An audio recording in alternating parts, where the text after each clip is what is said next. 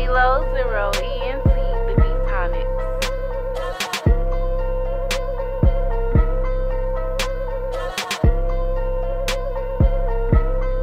What's up, everybody? It's your boy, Dizzy D. I'm here with the Buff Nerd and Prince Cole, and this is Mansplain It Then. Go ahead and tell it. Mansplain it.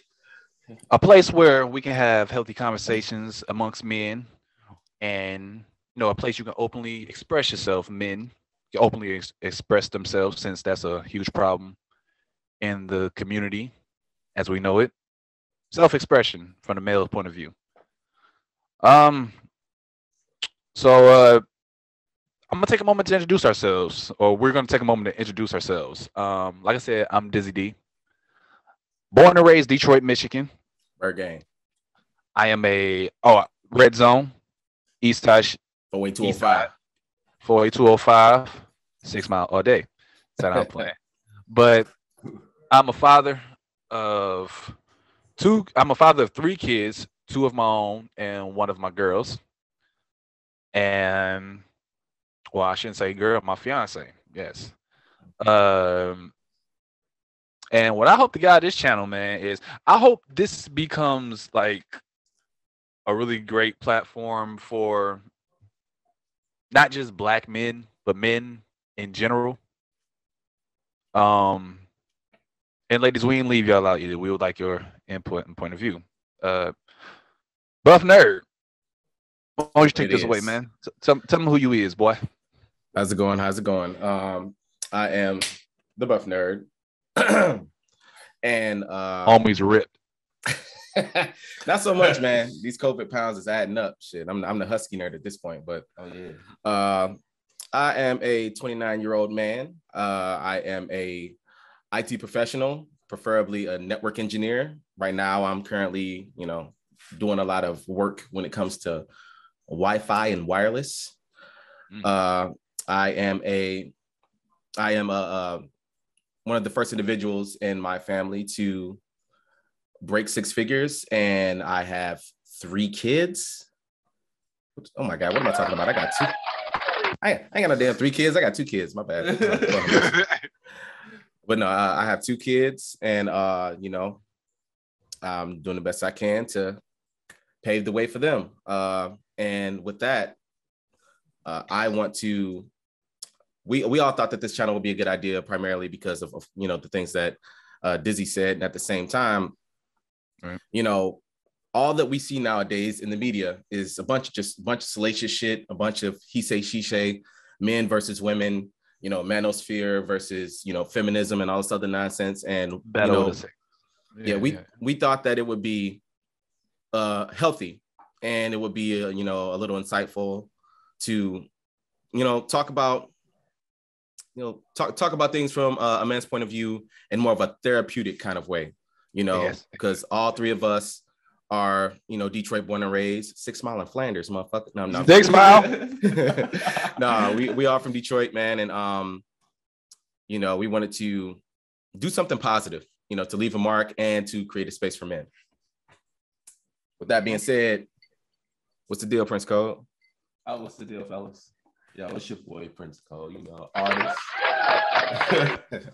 I'm an artist, man. I'm a mixer, a master, creative person. I'm a semi-truck driver. I'm a soon-to-be father. Born and raised, Detroit, Michigan. Been all over, from downriver. That's a man of many trades right there. North, you know what I'm saying? So I do a lot of things. But I do a lot of creative stuff online that people see. I post a lot of videos. I edit videos. I make music, the stuff that I do. I love it. But getting into this new passion of mine, which is speaking about topics that, the black man should be speaking about, like, which is getting into that psyche, into that psyche. All up in your psyche too. And having those conversations that a lot of people just act like they do not want to have in the black community, you know what I'm saying? So I'm hoping that this channel reaches a lot of people, not just males, females as well, not just like men. Hopefully anybody watching this can get something out of it, you know what I'm saying? So yeah, man, I'm ready to get this young rocking, bro. How y'all feeling? I'm feeling good. Yeah, I'm feeling good as well, man. Cool. I think that Real grown man shit. Nah, man.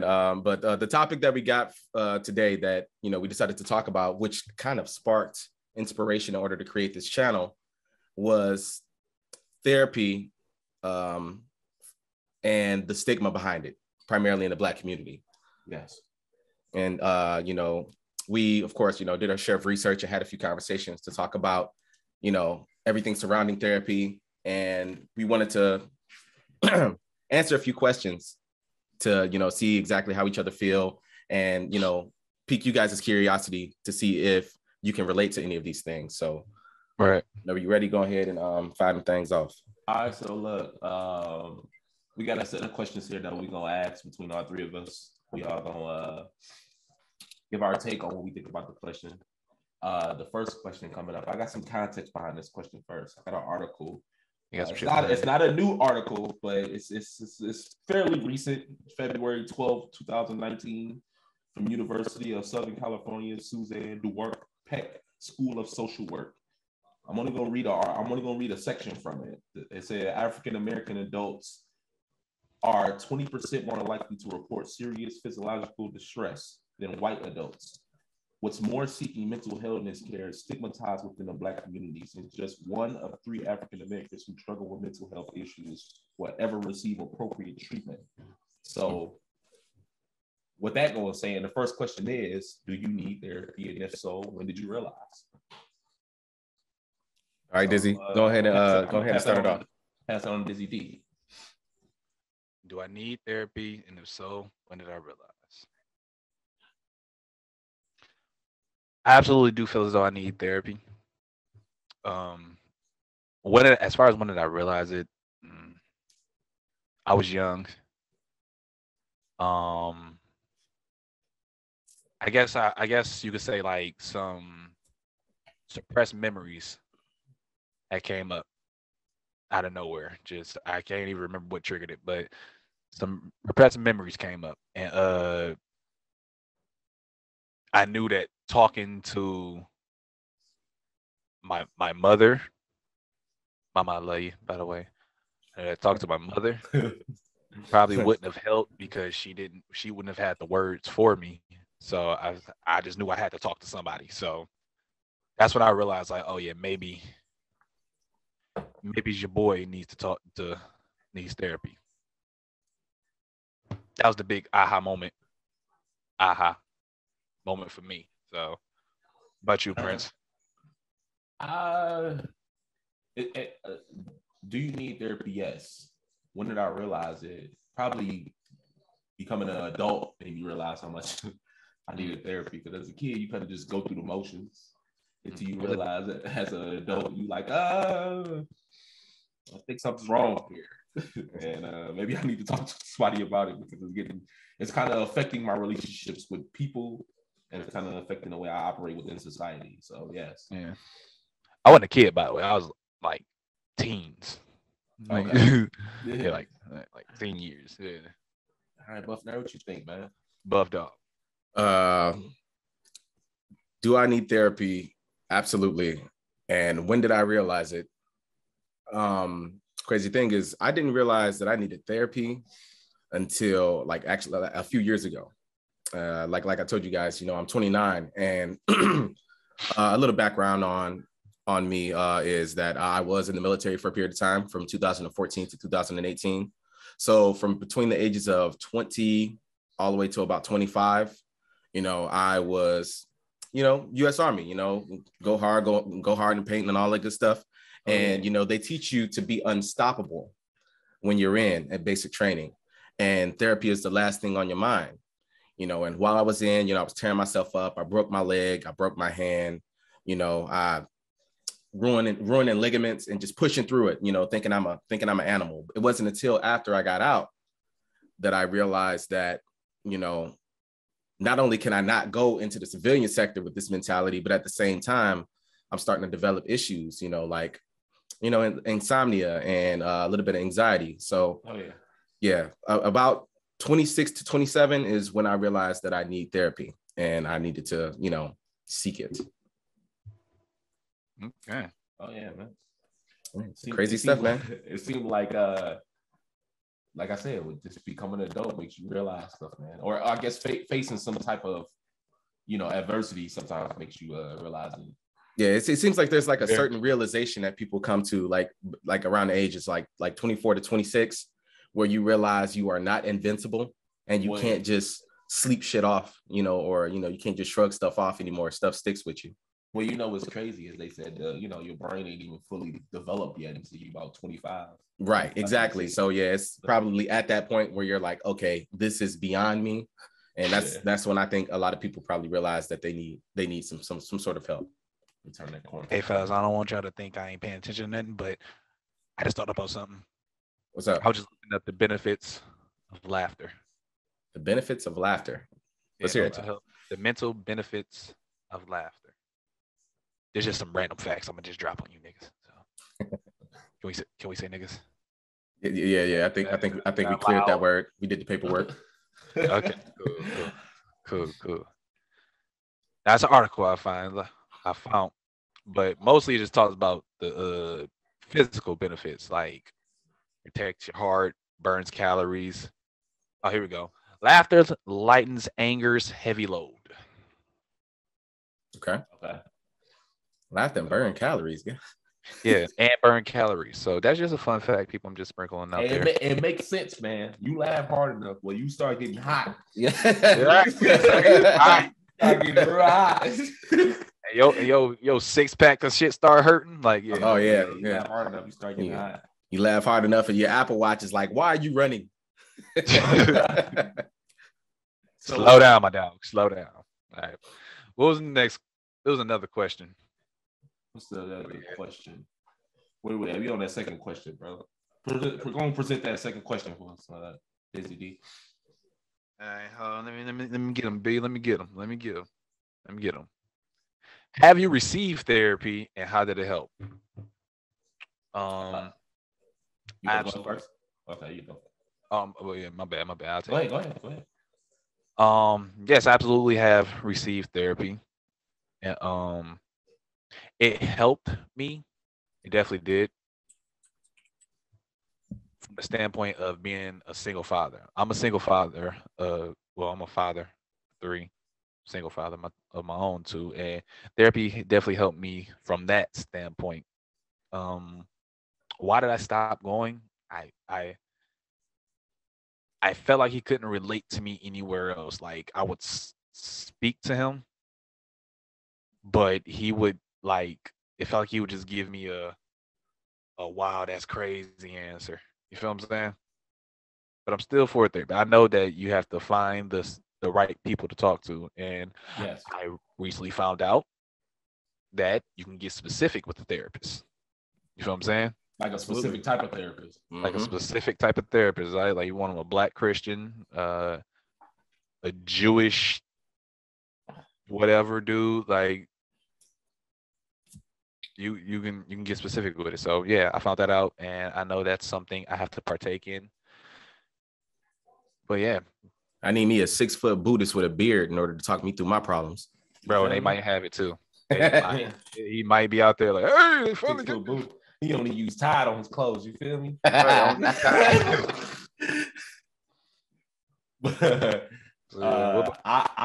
haven't personally received therapy, so I don't have no answer to how it helped. I got a feeling it will help though. Even if it doesn't help me initially, I think it'll give me a different perspective on the way I look at my life, or maybe the way I'm looking at my problems that I'm having. So no, I have not received it yet. I don't know how to help. I think it will though. I think it will help once I do go. And I believe so too. Some form of fashion, it will help. So I like to think positive about that kind of stuff. What you think, Buff Nerd?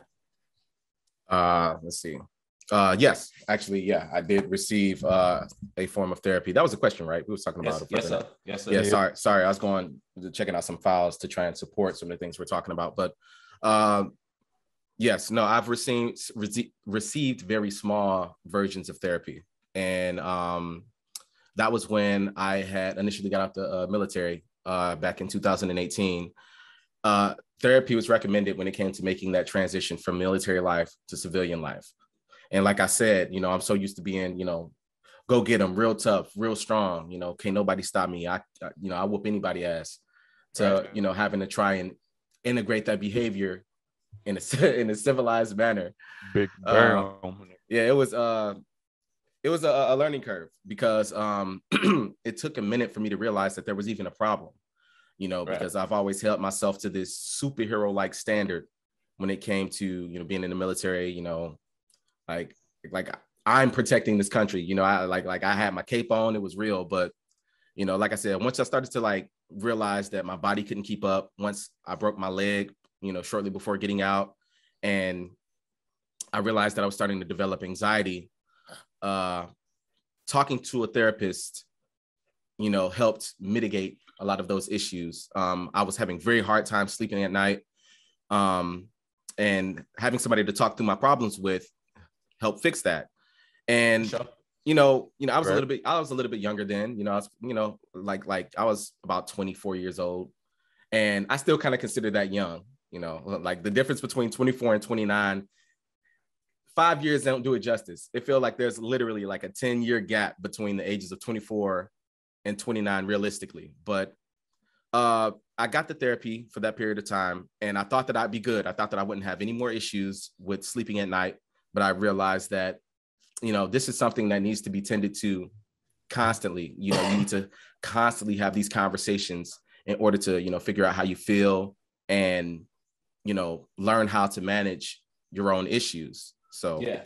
It's like a medicine kind of thing, when it comes to medicine. You don't just take medicine the first day you sick and think that everything's going to get better. You have to constantly keep taking doses and, slowly lower the doses as you get better. Yes, sir. Yes. So, yeah, I've received therapy of some kind, and it did help. That's good. I'm glad it did help. Quick fun fact. Yes, sir. Did you know that sun exposure can help people with anxiety and depression? Sir, I have heard that. Yeah, I've heard that. I actually got a story for you guys, and I don't mean to get. I'm not going to dig too deep on this. We'll probably talk about this later on, but just out there. I have SADS, which is seasonal affectiveness disorder. So that means that in the fall and winter, the chances of me being more susceptible to anxiety or depression is higher, primarily because the sun isn't out as much. Since I'm a network engineer, I spend a lot of time in front of the computer. Yeah. So I have to supplement vitamin D in order to help manage my emotions. So that does work. Yes. Vitamin D is like damn near a hormone. If you don't have enough vitamin D, then it messes up your mood regulations, and it can lead to all those dark paths. Great fun. Okay, bet. Didn't know that. All right, crazy. So I got some context for this next question. All right, lay it on me there, big pimp. Tell me what y'all think about this first before I even ask the question, right? So it's from that same article, they say in the Black communities, reluctance to seek both physical and mental health care can often attribute to a general distrust in the medical establishment. So basically, like feeling paranoid about hospitals and shit, which is tend to be a Black people problem. Yeah. Black people. Yeah. Okay. Yeah. Like not trusting the medical, but you got to think. I mean, I don't want to go too deep either. We don't want to take it back. We don't want to take it back to slavery time or nothing like that. We don't want to take it back that deep. But yeah, we can go deep. It kind of stems back from the fact that a lot of times we ain't well represented in the medical field. Like it's just not too many of us. Not too many people in the medical field that look like us. It's a lot of nurses. Maybe now, but how it started, like I don't have the statistics or the anything behind it, but I know for a fact this is something that's been going on for a long time. I think it's getting better. I think we do need to see more representation of Black folks in the medical field. Like you say, you see a lot of nurses, but not a lot of Black doctors. Not a lot of Black. Yeah, that's true. Male doctors. Yeah, you're 100% right on that one. Right. You're so 100% right. The more you see your own people taking care of you, the more comfortable you'll probably be. Right. But you also got the folks in the community who don't even trust their own people. So that's a whole other topic. That's right. Whole nother other shit. Which stems into this question: how do your peers react to these talks around therapy? I'm gonna pass that to you. I'm gonna let Buff Nerd take this one first. All right, yeah, I'll go ahead and knock this one out real quick. So you said how do our peers react to talks of therapy? So I've always have had, you know, both friends and family that were apprehensive when it comes to therapy. You know, they feel as if though if you get therapy, then you're crazy. You know, something's wrong with you. It has to be the worst of the worst. It has to be schizophrenia. It has to be, you know, dissociative identity disorder. It got to be something wild in order for you to need therapy. And, you know, that's of course because there is a level of ignorance when it comes to, you know, the benefits behind therapy. But that stigma of, oh, if you get therapy, you're crazy. That stigma is probably what contributes to that reaction that I'm used to getting. I've had siblings, like I've suggested therapy to siblings because, you know, like I said, you know, like we've all established, we're from Detroit, you know, and a lot of bullshit go on. And, you know, I got a family that's definitely been hit with its share of issues. And, you know, I've recommended therapy, just, you know, being kind. And I've gotten attitude. I've gotten, you know, different. I've gotten insulted for suggesting it. And so to be completely honest, I can't think of one person that I know that is actively I could think of two people. Like I could think of one sibling and one very close friend that is actively in therapy. Everybody else is they either think that they need it, but they won't get it, or they're searching, but can't find anybody to relate to. Okay. Yeah, and that's often a big deal. Yeah. I personally think people are for the same reasons, like they don't see a lot of people in this field that look like them. So like a lot of black therapists. No, you sit in I mean, but it depends on where you at too. So it depends on what city you stay in, what state you in. Like, are you looking for African American therapists in your area? Like, it depends on what you're looking for. So kind of crazy thing. That cultural difference means everything. It means everything because like there is a line where you're like, okay, you can't help me beyond this point. Like there's a real line because when I had gotten the therapy that I had gotten, my therapist was saying things that I could not relate to whatsoever. My therapist was spoon-fed. She had two parents in the household. She lived in a high-class area in North Carolina. I couldn't relate to that at all. I'm from 48205. Motherfuckers used to die where I was from. So shit, bro.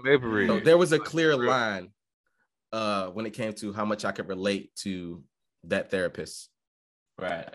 And I also think that as soon as you bring up therapy, automatically people assume that, oh, it's got to be something majorly wrong with majorly wrong for you to go to therapy. Like always go to the extremes. Right. It doesn't have to be that dramatic for you to go and seek help on just to it's like an oil change. Right. Essentially. Exactly. Yes. It's like an oil change, that's a good way to think about it. So it's like go and get that maintenance real quick. You know what I'm saying? And get yourself rebooted. You good. You know what I'm saying? Like I say, I don't think it can hurt. In a sense, even if it don't all the way help, I don't think it's gonna hurt either. All the people I ever talked to about therapy has been like war vets. You feel me? As far as the conversation with like civilians about therapy, I don't think I've ever really talked to anybody about should they take therapy or suggested therapy to well, okay, I'm not. I do have one friend, my boy Alex, I work with.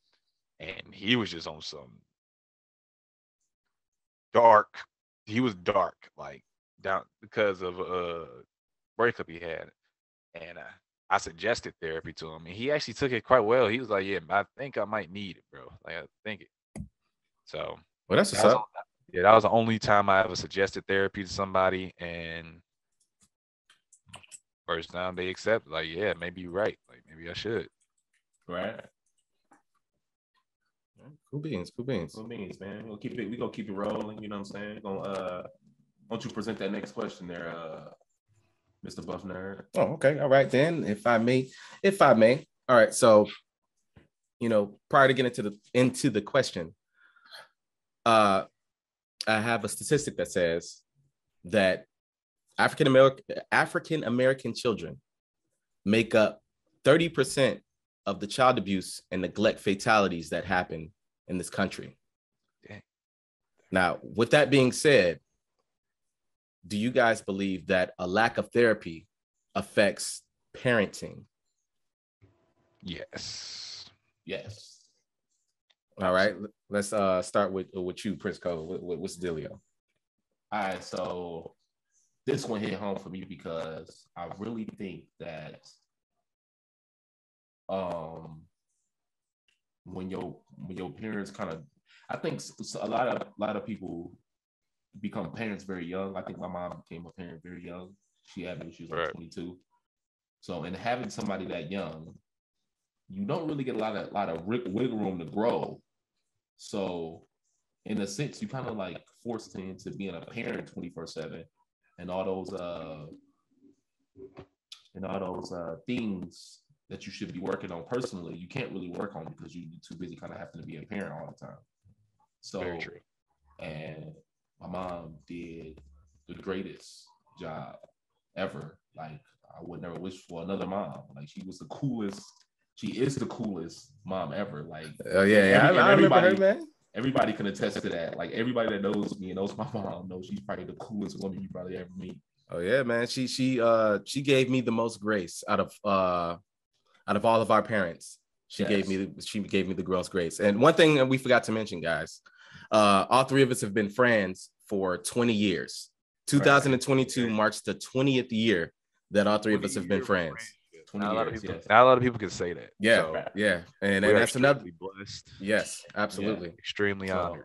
It's a lot of history and a lot of stuff here that we can speak on. And as far as parents wise, because we all have experienced all of our parents at some point in time in our life. Right.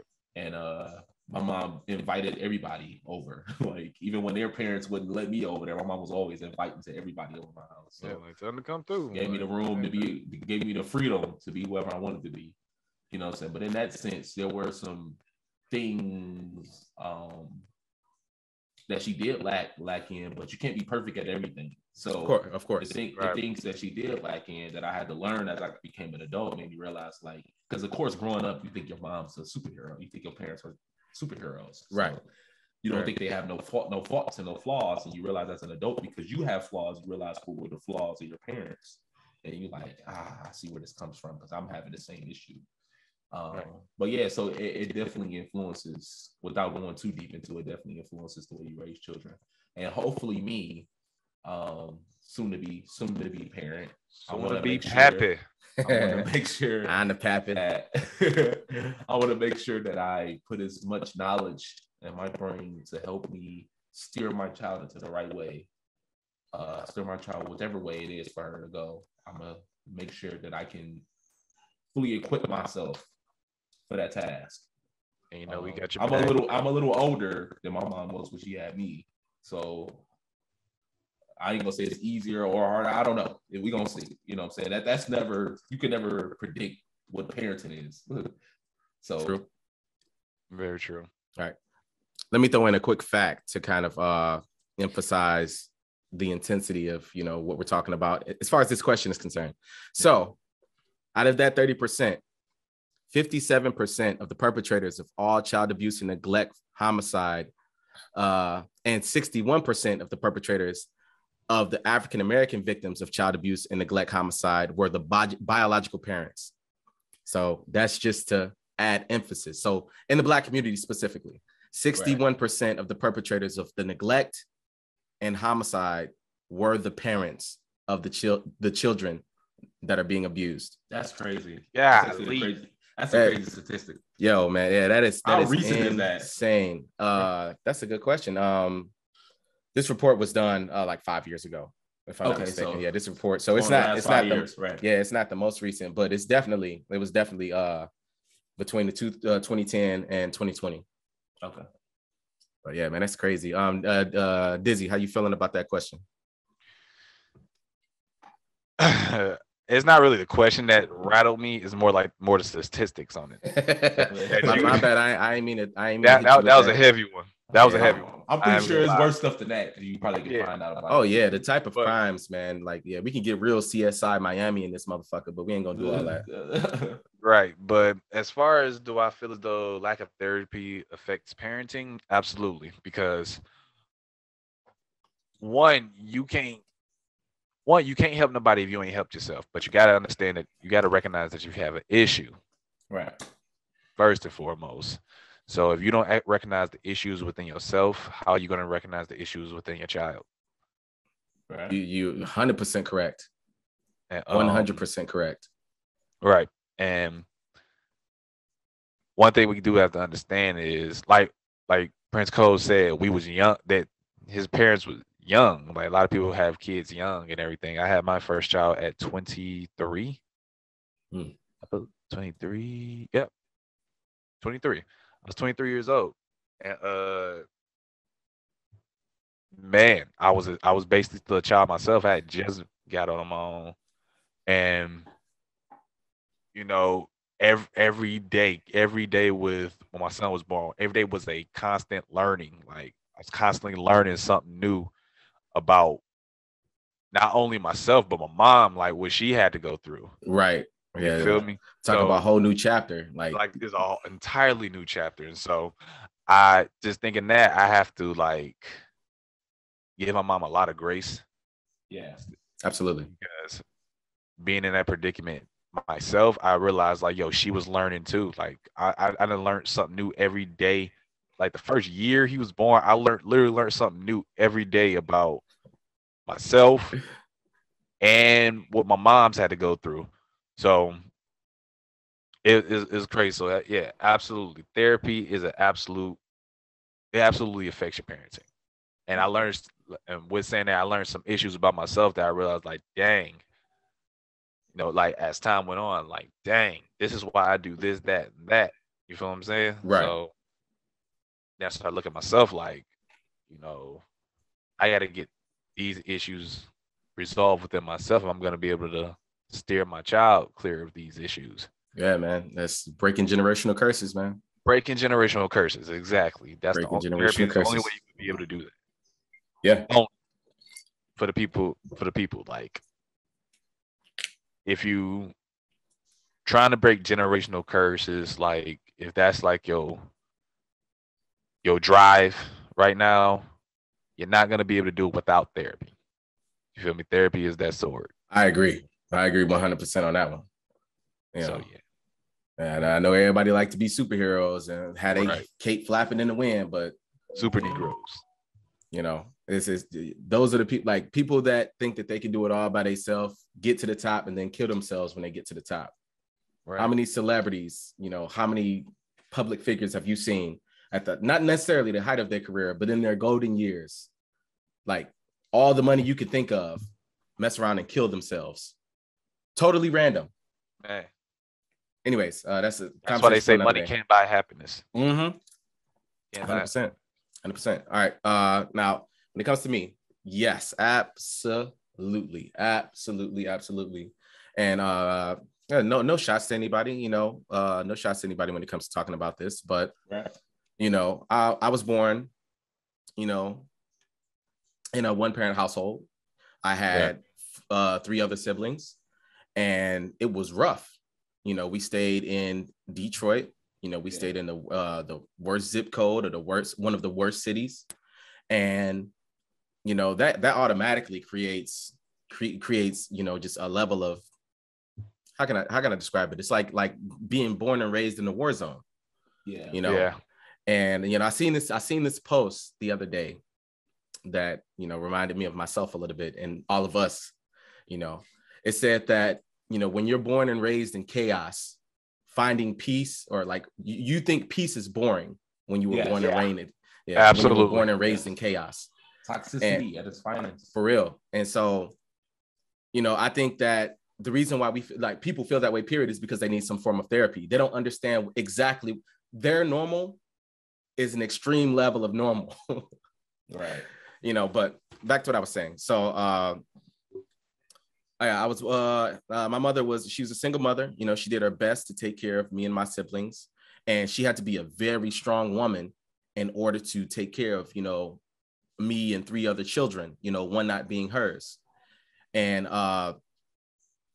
having to be strong like that, you are naturally a overbearing, intense, very structured and somewhat, like borderline military when it comes to sorry about that. Borderline like military when it comes to, you know, how you raise your kids. There's a standard and you have to meet this standard, you know. And so that instilled in me, you know, a level of, it made me very unsure of myself because I didn't have, for a period of time, I didn't have a father, you know, I didn't have a male figure to look up to, you know, all the way up to maybe the ages of 7 or 8. I didn't really have a male figure to look up to. So between the ages of 0 and 7, her being as strong as she was made me unsure of myself. It made me indecisive. It made me very self-conscious. And I was naturally a smaller kid. And one thing that my mother couldn't teach me was how to be a man. You know, she couldn't teach me how to be a young man. Yeah. You know, all she could teach me how to do was defend myself if anybody tried to challenge my manhood. And, you know, that can create all kinds of issues. And, you know, my mother being a single mother and being in the neighborhood that we were in, I can guarantee that there was therapy that she could have used or that she could have utilized to help her, you know, just, you know, be a little bit more self-reflective. But, you know, sometimes it's just not the luck of the draw. You don't get the privilege of therapy in situations like that. So if she were to receive therapy, I'm pretty sure that there would have been some differences in my upbringing. And like I said, this is no shot to her. That woman is amazing. I love her to death. Strongest woman in the world. Don't touch mama's son. Okay. That's all I'm saying. Look at me. I'm talking to you. Okay. Hey, don't put your hands on mama. And that's on my mama. That's on moms. That's on my mama. Don't put your hands on my mama. You know, same thing that Steve said, man, that question hit home because, you know, us being from Detroit, 48205, you know, 6 miles, 6 mile, big mile, 7 mile, better mile. And look, I ain't in no gang, so don't be coming at me with that bullshit. Rashford and Seymour. But yeah, we all came from fractured families. So this question was a serious one. Yeah. All right. So we rocking. I hope y'all all enjoying yourself right now while we in here talking to y'all, you know, having a conversation and all around this. I mean, I'm sorry, I didn't mean to interrupt you, brother. Go ahead. Hopefully you guys can relate to this. And if you can relate to any of these questions that we've been talking about, please leave a comment in the section below. Right. This is a safe space for you to express yourself. You ain't necessarily got to go in depth, but you know, we talk about these things in hopes that we can relate to you guys and you guys can relate to us when it comes to things that you may have experienced. This isn't a black, white, or brown thing. It doesn't matter your color, your ethnicity. If you are a man, if you've experienced some sort of trauma or whatever the case may be, feel free to comment how you feel about any of the questions that we talk about over the course of the next however long we do this. But sorry about that, Steve. Go ahead. What were you saying? You good, bro. You good. You know what I'm saying? We invite anything. And if y'all got a topic y'all want us to talk about, put it down there as well. Oh, yes, sir. Yes, sir. Absolutely. Any opinions, any topics, anything. Any advice, you know what I'm saying? Y'all want to put down there. Put anything down there. Just whatever. We open to all of it. We open to all of it. So we're going to rock along with this last question. Do you think a lack of therapy influences intimate relationships? Now, this is pretty much the main reason why people actually talk about therapy is normally centered around relationships, intimate relationships. So, Dizzy D, if you want to jump on that. Can you read that question one more time? Do you think a lack of therapy influences intimate relationships? Now, when we say influences intimate relationships, are we talking about like influence people into getting into intimate relationships with people, or does let's phrase it this way? Do you think it would help more? Do you think it would help if people in relationships were to go to therapy? Oh, absolutely. Do you think it would help? Yes. Yes. Okay. There you go. Absolutely. A lot of times therapy is a must, and not only intimate relationships, but relationships in general. Like, I think that's the whole point of relationship counseling. Right. You know yeah, but it ain't too many people that believe in relationship counseling. So that's true. That is also true. But I ain't popping bottles. But I believe, it is definitely a necessity. Definitely influences intimate relationships. A lot of relationships chaotic because either one or both don't realize that they need therapy. So the amount of toxicity in the Black community when it comes to Toxic. intimate relationships Without is therapy, getting that's to where an toxic almost is. high right now. It's like it's at a peak of spilling over the bottle at this point. It's just Toxicity. the level of well, it's different because I think if you say anything about anything, people find a way to get offended. So like, yeah, that's especially this day and age, man. It's such a politically correct environment. It is what it is. But go ahead, Buffner. What you think, man? Absolutely. So a little bit more background on me. So I was previously married, not anymore. I can guarantee that a lack of therapy influenced my entire relationship. So, like I said, I'm a father of two, and, my previous marriage was a perfect example of two broken people doing a bunch of broken things in a broken relationship. Yeah, it was something. I mean, but that's the thing, though. That's the thing. When you doing things when you're young in those kind of situations, you don't think about this kind of stuff. You think everything is perfect. You think you are just fine. You are probably the most self-centered person in the world when you're about 18, 19 years old. That's when I started, that's when I had this relationship, or that's when I started this relationship.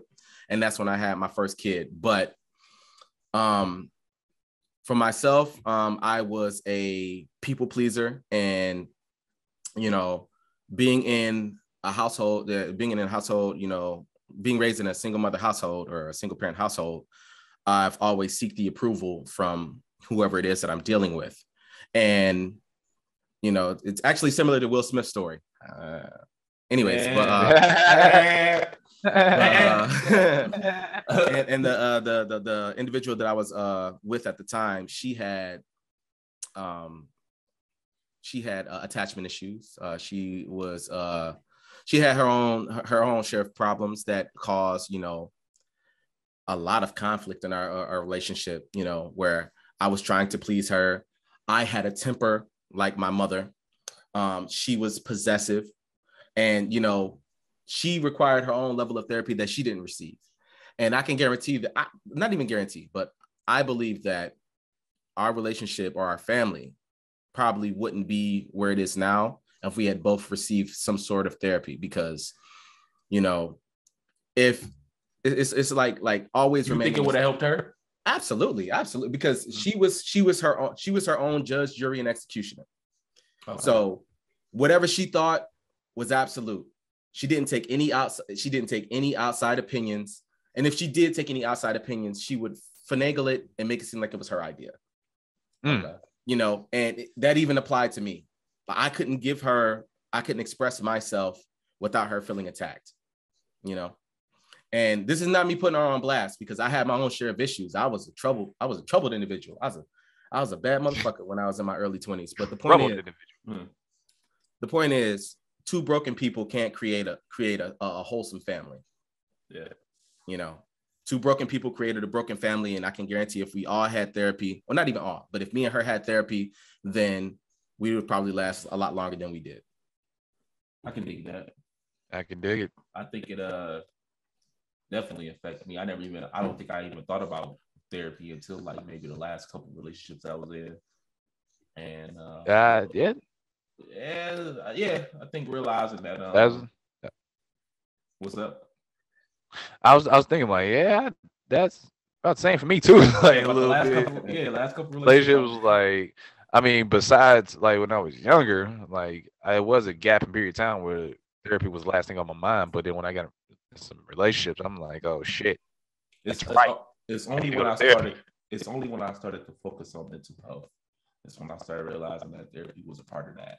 So, and I started realizing that a lot of my problems in my relationship was more so how I thought about myself, and not necessarily the woman I was with. It was more so how I felt about myself was a reflection on some of the issues I was having in my relationship. So, not to bash anybody, but growing up in that single mother household, you learn a lot of female tendencies from your mom You know what I'm saying? From the women in your life that does not help you or benefit you as a man. And you realize when you in predicaments when you need to be a man, you don't know those man traits. Those masculine man traits aren't natural to you. And now you got to relearn, reprogram yourself. Yeah. Like, all right, I got to approach these problems a little different. Like I'm not. Oh, my bad, bro. Go ahead. I will say, growing up and being raised by a single mother, a man definitely becomes more in tune with his emotion, the emotional side of himself. Oh yeah. I agree with that. I became very great at expressing myself. I'm great at that. Like I wasn't always good at that, but I've become better at expressing myself. And I feel like I'm good at expressing myself as well. Yeah, but that's what one would call more of a female trait. But I mean, people argue up and down whether that's a feminine trait or not. You know, I've seen men express it, so we just express it a different way. Oh no, it is. Right. It is. Being a female, as a female, the female is considered the social one out of the two. Yeah, and you know, anything as far as like expression, you know, kind of sides with, you know, it's crazy. Creativity, in a sense, right? Sides with the feminine side of things. You know, it's crazy. It's crazy. You got to look it up. I think creativity is more driven emotionally than it is logically. So, yeah, no, it is. Like some of my greatest, like not talents, but some of my best hobbies, like writing poetry and all that, came from me being in a single mother household. Right. Facts. Or just being in an emotional state most of the time. It took you. Yeah. So, in a sense of saying that, so I think learning maybe what my issues are earlier probably would have helped me navigate relationships with women a little better. I mean, I'm still learning. We all learn. We're work in progress. But I'm not saying that therapy would help me figure that out. Maybe it would have, maybe it wouldn't. Who knows? But I do think it's important. I really think it's important in marriage. I really think if you're going to get married to somebody, y'all should go to marriage and marital counseling beforehand. Yeah. Beforehand, like straight up, oh yeah, so now I gotta pose the question, like, should that be law? And that's our last question. I just want to know, like, should that be law? That's definitely a religious requirement. I'll tell you that. And that's why I say no. I still say yeah. That's the only reason I say no, because of the religious standpoint on it. I still say yeah. Yeah, because my brother had gotten married within the last couple of years, and he told me that he had to go through marital counseling, you know, with the church that he had gotten married at, right? You know, primarily because, you know, nobody wants to get married just to break up. So, right. goodness, man. And we didn't burn through a little bit of time there. We didn't burn through a little bit of time, man. It's been cool hanging with y'all. You know what I'm saying? It's always nice. Cool. We're gonna have more. You know what I'm saying? Yeah. Like I said, yes, sir. This is for y'all. So anything y'all want to do, anything y'all want to, this for y'all. So if y'all want to give us topics, y'all want to give us anything, this is for y'all. I mean, we here talking. We do this when we ain't on here. So for real, yeah, we do. At your boys. Holler at your boys. Help us engage with us. Engage in the conversation. Get down there, make some comments. Right. Get in the conversation with us. You know what I'm saying? Right. Yeah, and even if you are a lady, if you're a lady and you feel like you've experienced some sort of, something that requires talking through, feel free to comment. And this is a judgment-free zone. We ain't pointing fingers. You know, it ain't nobody's fault. You know, you can't judge. You can't blame other people for the cards that you were dealt. We were all dealt a shitty hand in some sense. So at some point, you know, everybody got their thing. You know, so if you feel as if though it's something that you need to get off your chest, please comment in the section below. You know, it's only one more thing to say though, fellas. One more thing we got to say. All right, then. What we gotta say? What that is? Mansplain it then. Well, then mansplain it then, big dog. Mansplain it then. I don't understand. You're gonna have to mansplain it to me so I can get it. You feel me? You better explain that shit. And don't be condescending or patronizing when you do it. Yeah, but we gonna get up out of here. So all right, people, it's been real. Yeah, for the first episode, this is a wrap, man. We're gonna get better from here. Like we said, feel free to engage, and that's all I got this episode. What about you fellas? Y'all good? I'm all good. I'm good. All right, ladies and gents, take it easy. We'll see y'all around the way.